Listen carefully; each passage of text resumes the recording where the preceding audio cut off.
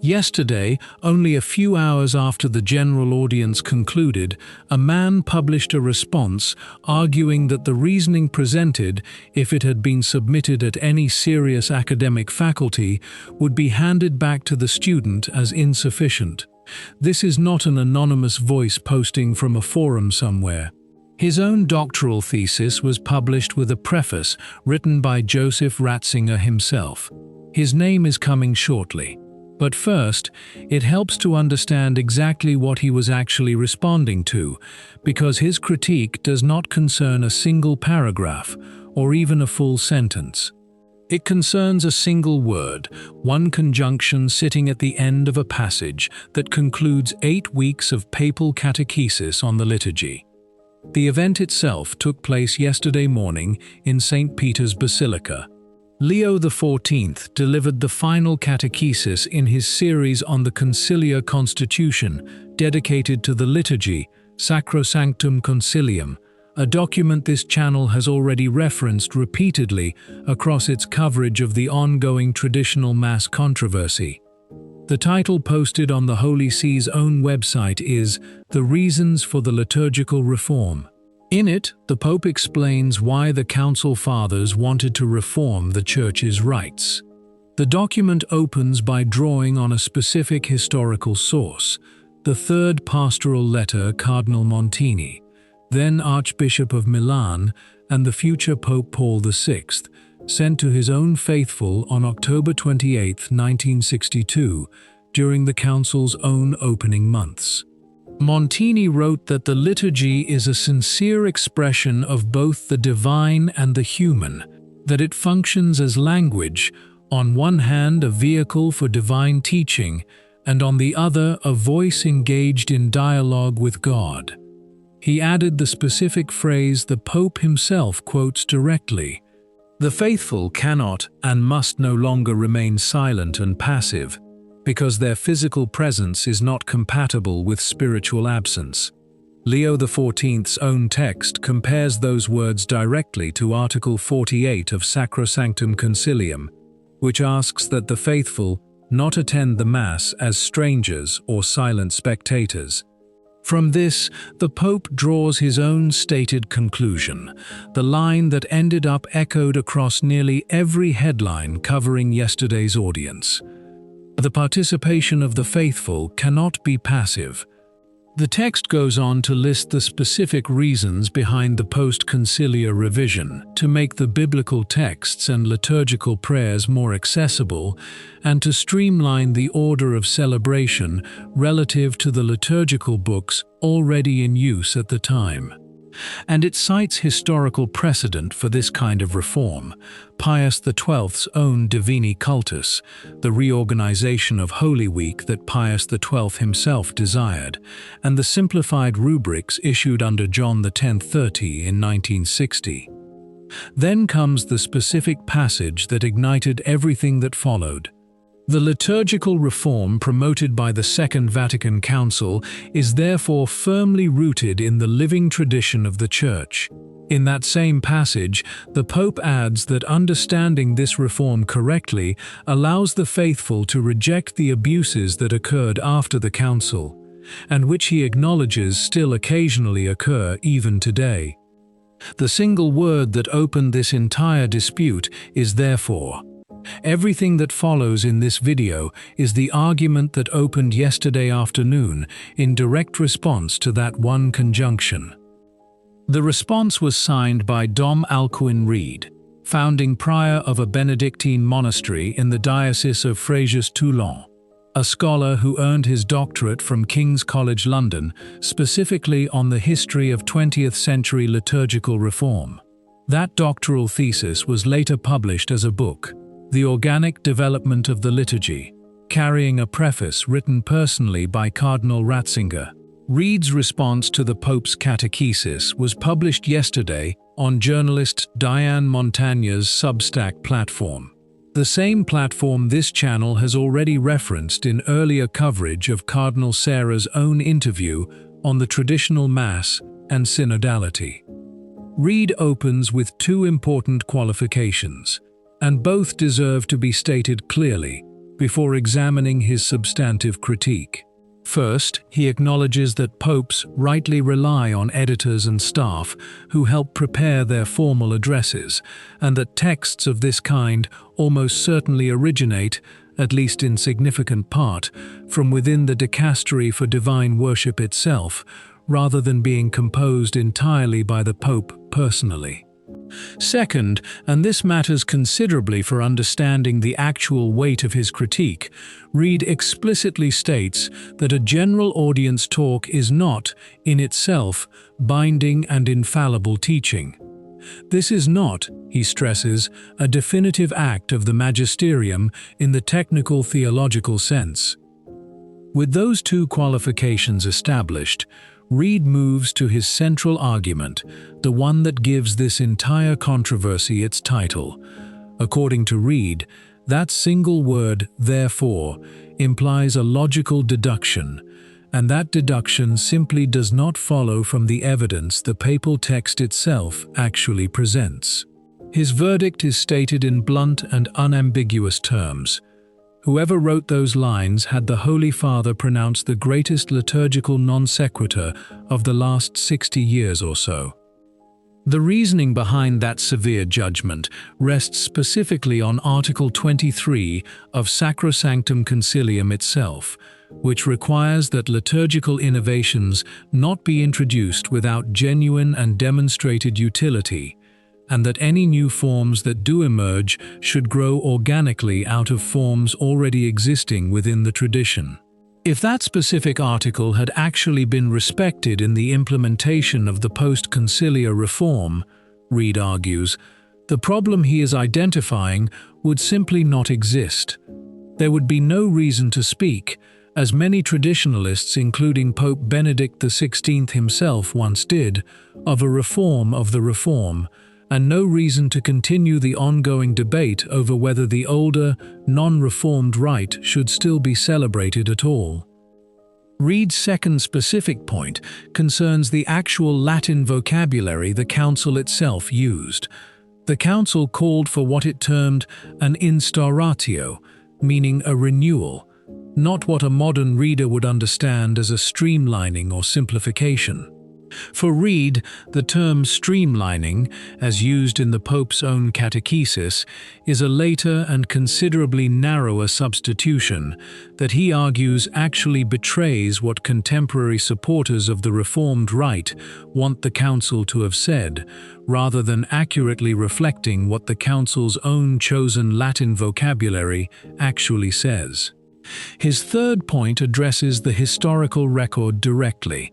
Reed disputes the framing that the Church's magisterium has historically intervened directly to adapt liturgical forms to changing times in the specific, comprehensive way the modern reform did.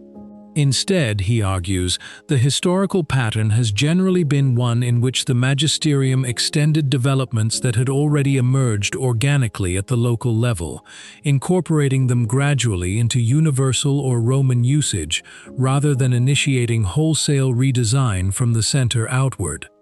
He adds a specific and independently verifiable historical fact. A centralized liturgical department within the Roman Curia did not even exist until the second half of the 16th century, and even once established, it never held a standing mandate to periodically redesign the liturgy as a matter of ordinary practice.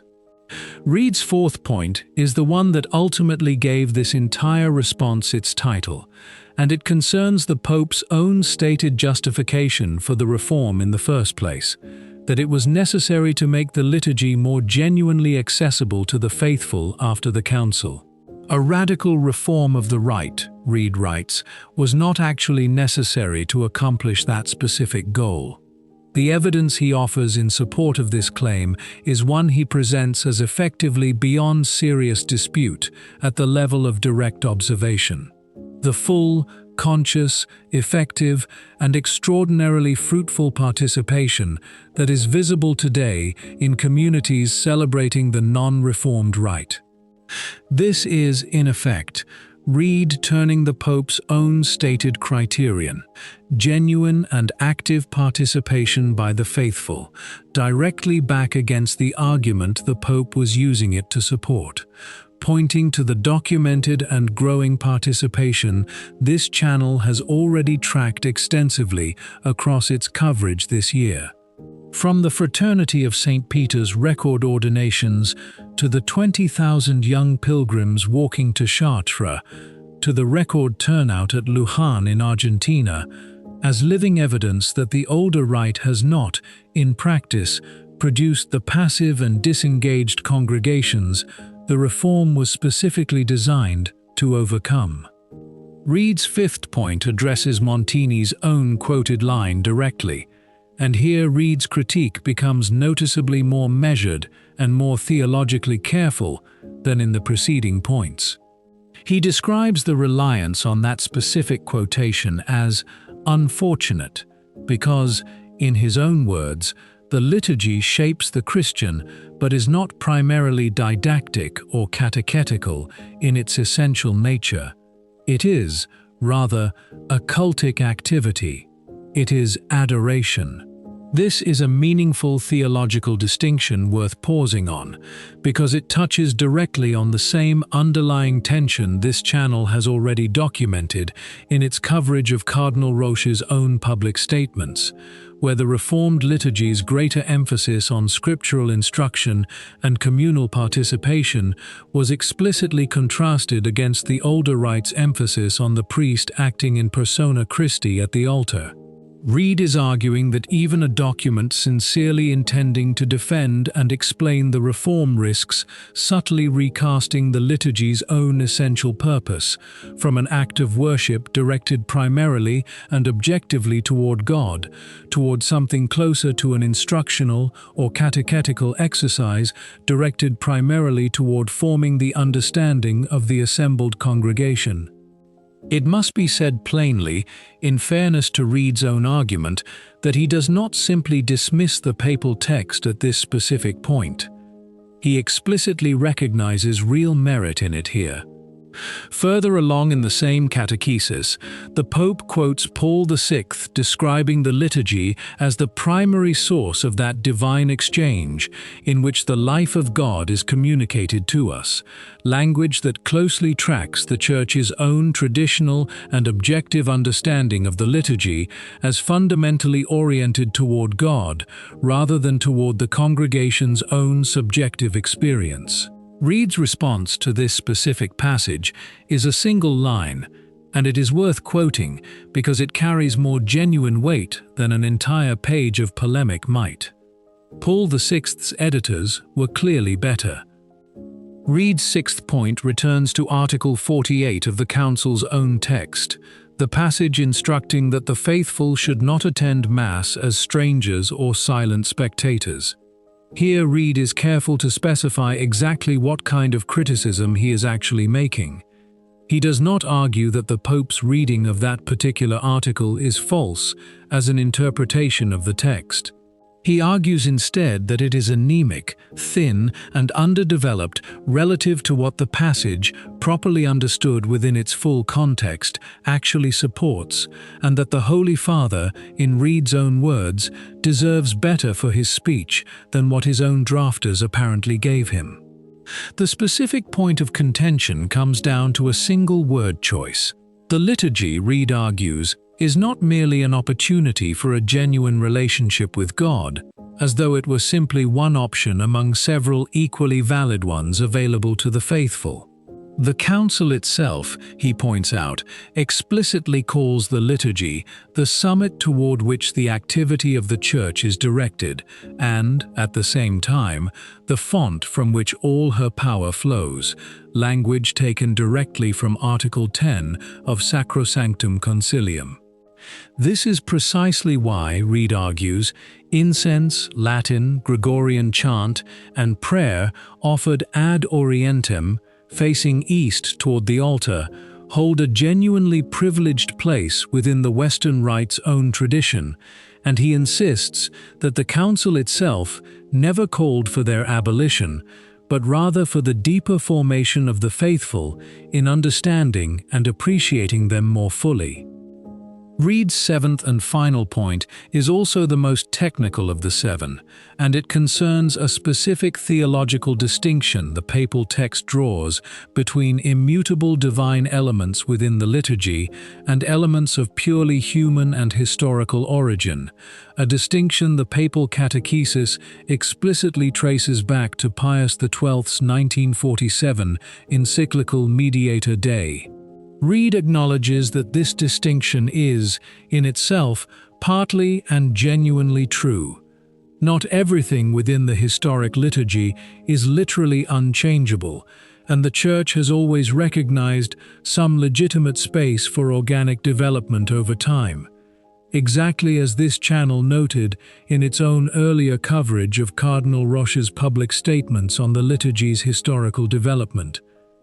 But Reid warns that this same distinction, however true in itself, can become genuinely perilous in practice, because it opens the door to reducing everything that is not strictly and absolutely immutable down to the level of something that can therefore be freely altered at will, with no further theological justification required, beyond the simple observation that it does not belong to the smallest possible core of unchangeable elements. To support this specific warning, Reid calls Cardinal Ratzinger himself as a direct witness, quoting Ratzinger's own prior writing describing this exact line of reasoning as a mistaken path, one that reduces the liturgy's own substance down to bare matter and form, concluding, in Ratzinger's own words, that bread, wine, and the words of institution alone are sufficient, while everything else surrounding them becomes freely available for alteration according to contemporary preference. This is, in effect, Reid deploying Ratzinger's own pre-papal theological writing directly against the specific interpretive framework the current papal catechesis draws from Pius XII, a genuinely sophisticated theological move that places two respected authorities from within the Church's own recent tradition in productive tension with one another, rather than simply asserting his own private opinion against the Pope's.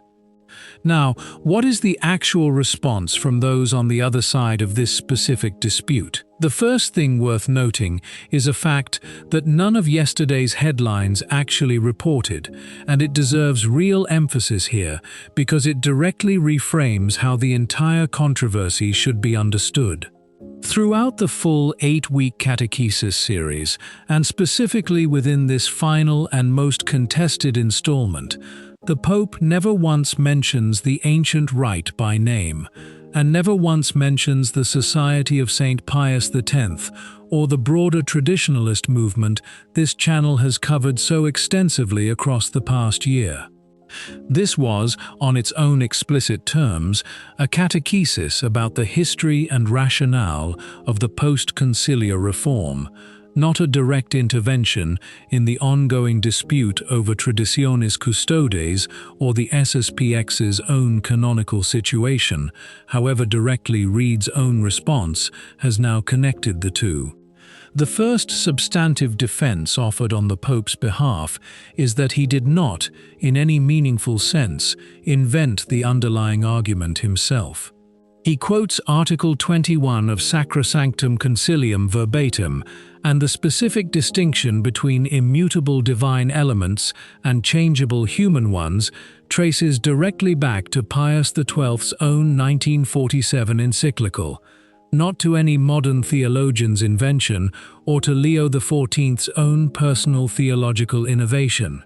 The second defense is that within this exact same text, the Pope explicitly and directly rejects the post-conciliar abuses that critics of the Reform, including Reid himself and the broader traditionalist movement this channel has documented extensively, have been complaining about for decades now. Precisely the kind of liturgical disorder this channel examined in its earlier coverage of Raymond Arroyo's own prayerful posse discussion of priests treating congregations as an audience, requiring entertainment.